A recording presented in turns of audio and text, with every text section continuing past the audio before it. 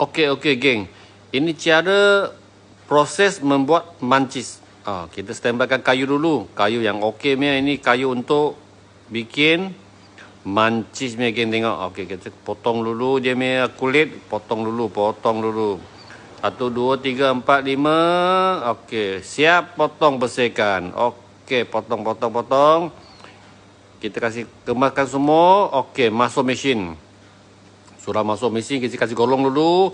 Ini tengok. Okey, yang baiknya ini kayu kan. Okey, memang tengok ada sekeping-sekeping ini macam sekeping-sekeping ni. Okey, siap.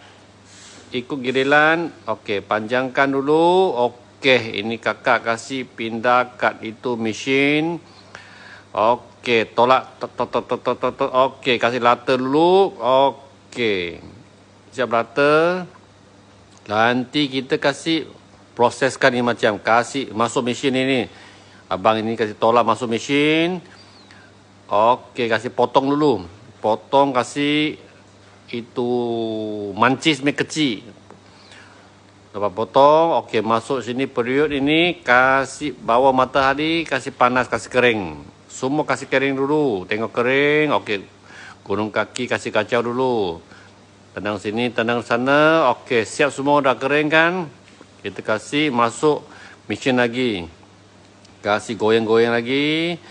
Tengok mana yang okey, mana yang tak okey. Tak okey kasih buang. Okey punya masuk dalam mesin. Automatik ini mesin akan dapat baca ini macam sudah masuk. Saya tengok. Okey, masuk mesin yang kedua, ketiga, masuk lagi. Kasih pusing lagi, kasih kering. Okey, ikut giliran, masuk lagi. Tengok yang ini processing keempat. Lepas itu siap. Okey, yang ini memang sudah okey punya. Sudah masuk dalam. Okey, ini taruh ubat ini. Kasih ubat ini untuk mancis. Okey, ubat ini warna kuning tengok. Okey, kasih kacau dulu. Okey, yang ini semua dah masuk dalam mesin, sudah siap ini. Lagi proses ini pusing lagi. Kasih ini mancis, kasih kering. Siap ini, lepas kering. Okey, ini last proses. Kita kasih masuk dalam. Ini apa? Itu kotak.